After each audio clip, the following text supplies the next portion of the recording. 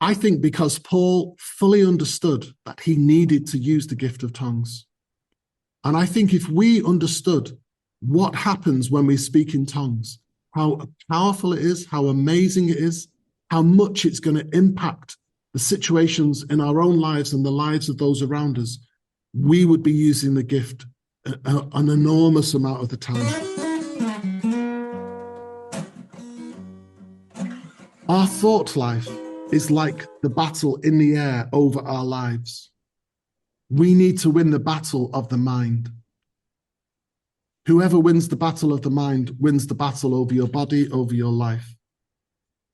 And many of us are struggling to win battles in our lives, but we haven't got air superiority. We haven't won the battles of the mind.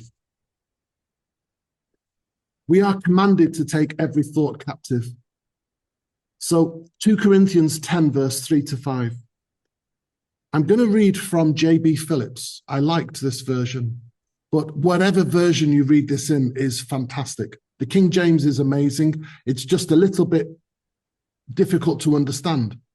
2 Corinthians 10, verses 3-5. The truth is that, although, of course, we lead normal human lives, the battle we are fighting is on the spiritual level. The very weapons we use are not those of human warfare, but powerful in God's warfare for the destruction of the enemy's strongholds. Our battle is to bring down every deceptive fantasy and every imposing defense that men erect against the true knowledge of God. We even fight to capture every thought until it acknowledges the authority of Christ. I would say, obviously, sin begins with a single thought. Defeat also begins with a single thought. So there's a message in the chat here. Yeah, Courtney, it's J.B. Phillips. It's kind of like a version from the 1960s. I do love it. It's a bit of an obscure version of the Bible, but whatever version you read, I memorized this in the New King James, but I liked this one. So you could say whoever wins the spiritual battle wins the physical battle. So the battle for healing, the battle over depression, the battle over sickness, the battle over our children's lives and what's happening in our marriage and various our finances and other things, primarily is a spiritual battle. And when we win the spiritual battle, we will see the evidence of that victory manifesting in the physical. So these are a number of thoughts that were going around in my head this week. And this leads me into the gift of speaking in tongues. If ever there was an aspect of our Christian walk today that is misunderstood, and it's the gift of speaking in tongues. It's a strange one. Many people in the church, there are people who don't even believe that we have the gift today, which is a strange one, because there you go, I've just spoken in tongues. So, there are others, many who have the gift, but don't use it. They haven't really learned what it is about and how to use it. I sometimes think we use, it's kind of like in warfare, we use this cruise missile of speaking in tongues as a battering ram. We kind of pick it up and try to knock doors down with it. We don't know how to use it. It's just ridiculous. So I would say every person who becomes a Christian is given the gift of speaking in tongues. And I've never heard anyone say that. It came to me this week that everybody receives the gift of tongues. Now, we in the church, let's just say the church, the part of the church that believes in the gift of speaking in tongues, we then say, have you got the gift? Have you received the gift? and we then pray for the gift. But you know, in Mark 16, verse 17, Jesus said, "This sign will follow if you believe in me. You will speak in tongues." Very definite language, very positive language. We become a Christian, we get filled with the Holy Spirit, and we speak in tongues. It's a natural, it's a straightforward thing. It's part of what we are and what we carry and who we are as people and as Christians. You know, we really need to begin to make use of this extraordinary gift in our lives. One of the things that speaking in tongues does is it strengthens the mind. So going back to the analogy of the physical warfare, where you have to have air superiority, I would say that spiritually, speaking in tongues ensures that we have, it's the battle of the mind. And when we speak in tongues, we will begin to win the battle in the mind. It's the gift that will enable us to take thoughts captive. It says in 1 Corinthians 14, verse 4, "He who speaks in tongues edifies himself."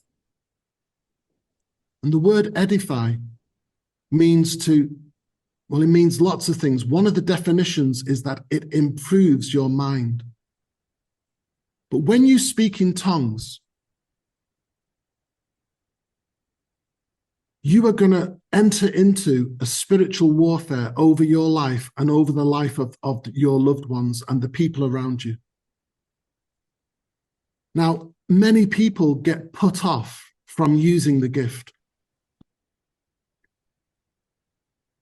They never really make use of it. Perhaps they do the odd little bit of praying in tongues now and again. Maybe they will do 2 minutes here or 2 minutes there.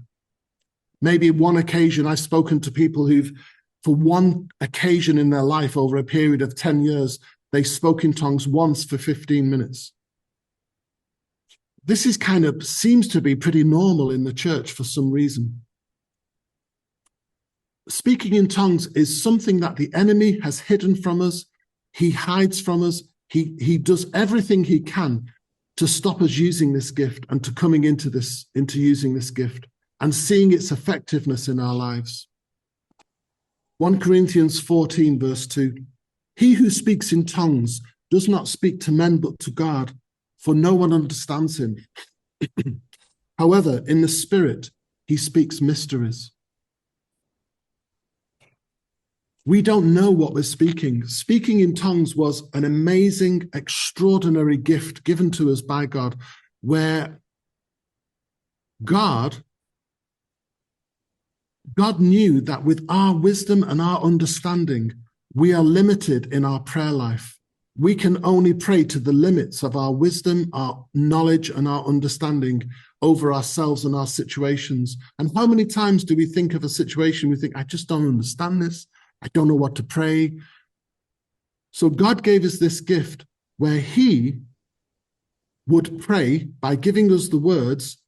If we agree of our own free will to use the gift and to speak out and speaking in tongues, God himself would give us the words that we then speak out, that he then receives back to him as a prayer, and then is free to come and work in the situation. Because in many situations, in many ways, God has limited himself in this world to work through us, to work through human beings. So, we sometimes think, people sometimes say to me, well, it doesn't matter if you don't do it, God will do it anyway. Well, actually, most of the time he doesn't do it because he'll have to find somebody else to then work through. If we don't go and witness to somebody, then it's up to somebody else to go and witness to them. And if no one witnesses to them, they don't hear the gospel. God doesn't come down and just heal all the sick. He's going to work through his church. He's going to work through us. We have to make a decision of our own free will to go out and to heal the sick. So we have a part to play. Of our own free will, we can choose to use the gift of tongues. And when we do, God is able to move in situations in our lives in an incredible and an amazing way.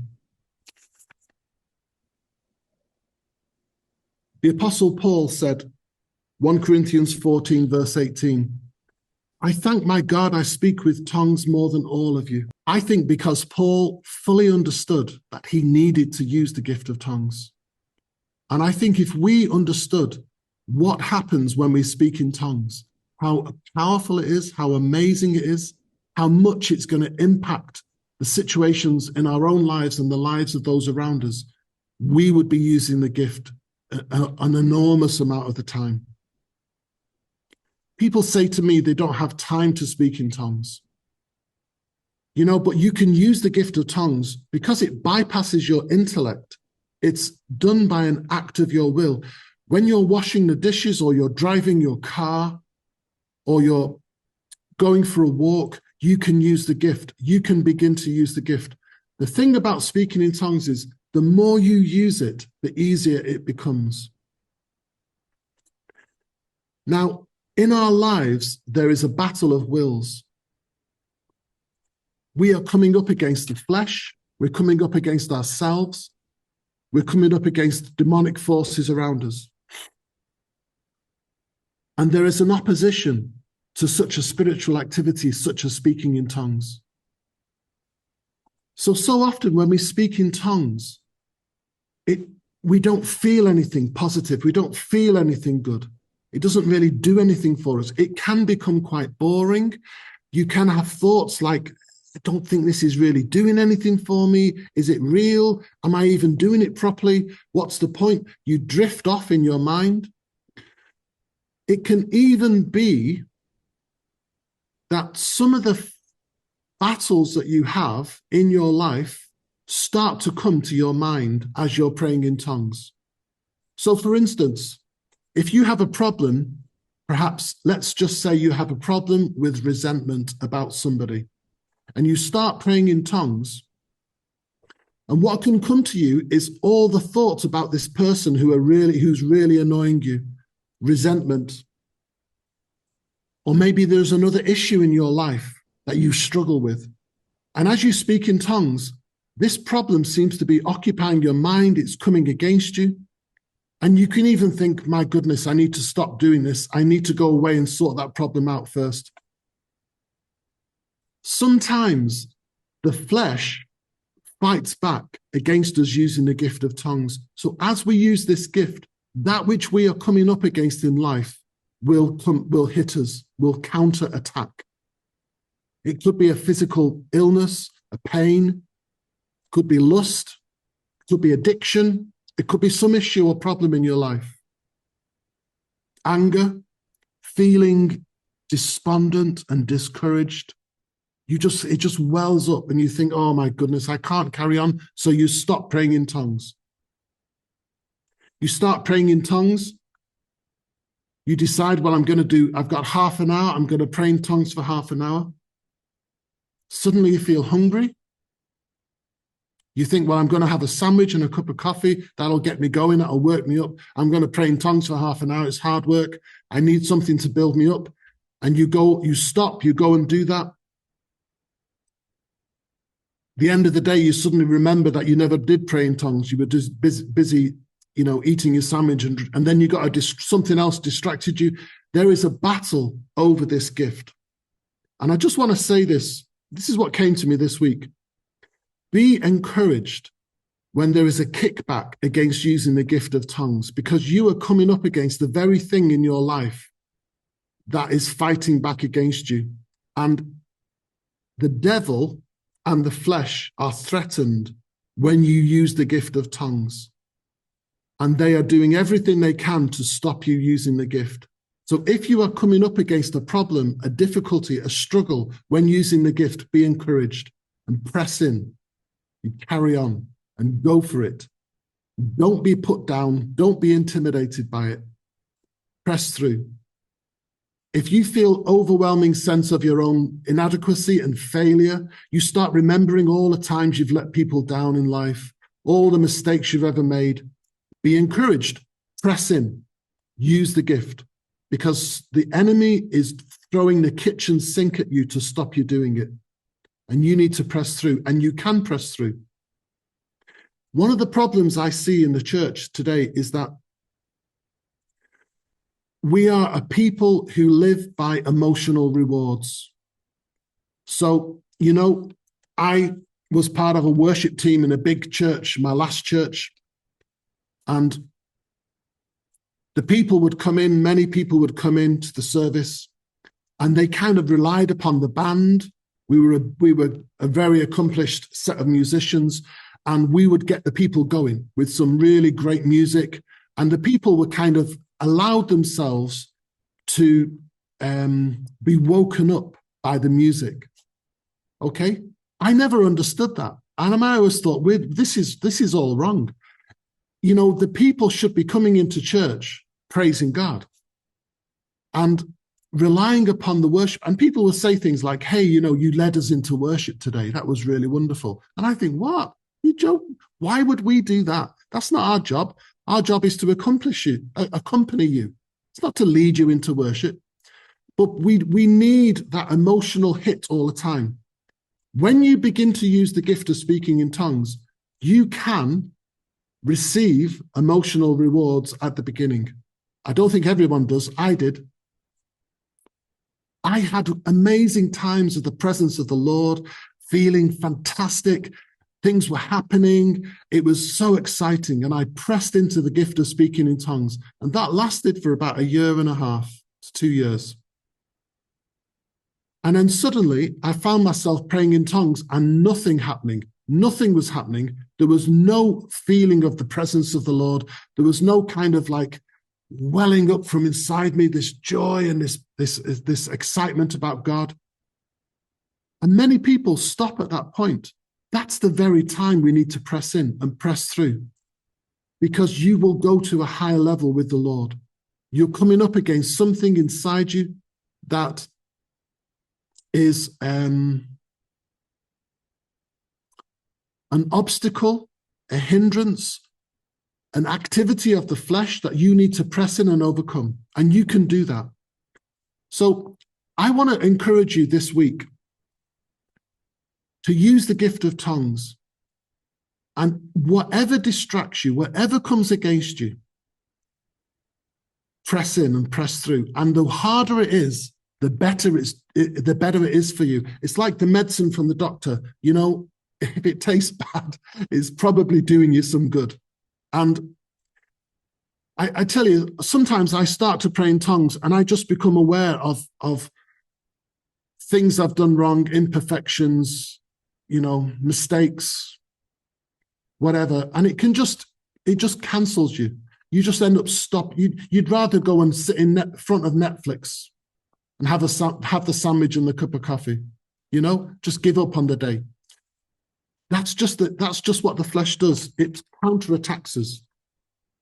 Galatians 5:17-25. I'm going to be quick about this.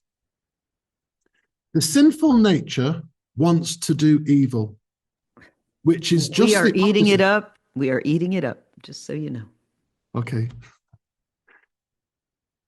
I got to tell you guys, right? Let me just say this. I am always supremely confident when I speak because the Lord spoke to me about an authority that I have to minister to God's people.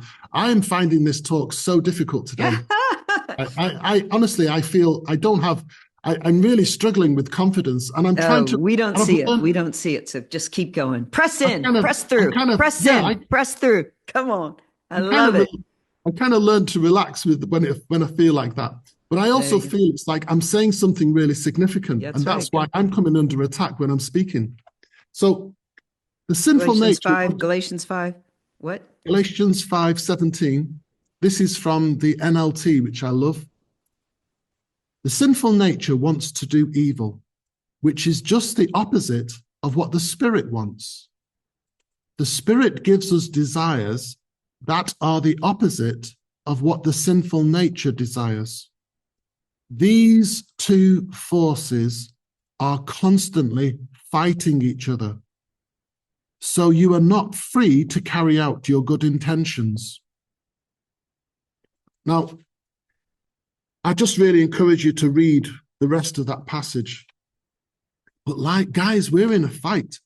You know, I got to tell you, I don't know which one's worse, the devil or the flesh. With my own life, I'm telling you, it's like these two join forces against me. My flesh and the devil, they join forces. It's like, hey, you know, Paul said that he beats his flesh. He beats it down. You know, I'll tell you something else in my life, just because of my own personal journey. I'm not actually afraid of the devil. I respect him and I come against him in the name of Jesus, but I'm not afraid of him. I am afraid of my flesh. and I take measures against that, you know. But we are at war against our flesh. 1 Corinthians 9:27, Paul said, I discipline my body and bring it into subjection, lest when I have preached to others, I myself should become disqualified. There is something, and I know I'm onto something. I'm about to start writing a book about speaking in tongues, but you know, there is something immense, incredible, extraordinary, and powerful about the gift of speaking in tongues. And the devil is going to fight you every step of the way in using this gift. And when the devil stops fighting you, your flesh is going to fight you. Because the flesh fights against the spirit. We've just read that in Galatians 5. There's a battle continually. Speaking in tongues does nothing for the flesh. In fact, it comes against it.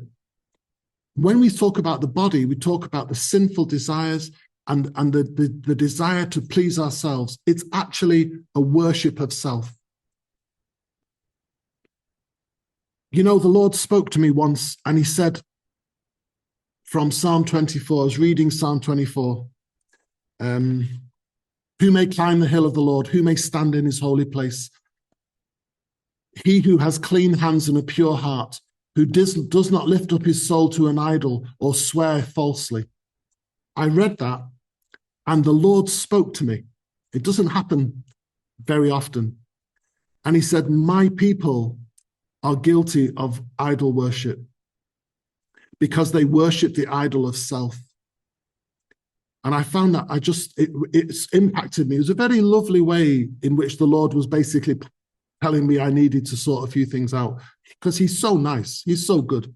But he, you know, I took the point. I took the hint. Yes, like, okay, Lord, I'm going to look at some things here, because we want to be God. We want to be worshipped as God. It's all about me. Everything is about me. You know, everything has to come back to me and serve me. And as a pastor, there's a temptation, you know, that the ministry and the people in this church can serve the pastor. And the ways of the Spirit is the opposite. The higher up we go with the Lord, it's about serving others. It's about being long-suffering and bearing with others. And when they mess up, when they're self-indulgent, whatever, we just love them and we continue to speak the truth. We are a doormat. We serve the people. Speaking the truth is not always an easy thing, and the kickback from that can be quite difficult. But, you know, there is a battle with the flesh. And I just feel to say this, that some of you are coming up against the flesh and the demonic in your life. And it's going to stop you praying in tongues, because when you get hold of the gift of praying in tongues, you're going to be someone who thanks and praises the Lord in your life. When you get hold of the gift of tongues, you will be a student of God's word, because speaking in tongues directs you to Jesus. Speaking in tongues opens the scriptures up to you. It's amazing. Speaking in tongues enables you to begin to tune in to what the Lord is saying to you personally. Always, when I engage with speaking in tongues, sinful attitudes and behaviors rise to the surface in me that I then need to deal with. And often it's about how I'm treating my loved ones and those people around me. The tone of voice I use, how I speak, what I say. The Lord is intolerant of those things, and I need to put those right, and I do. Speaking in tongues does amazing things. I think I'm just going to leave it there, because I think I've made my point. And there's some of us that are struggling for faith.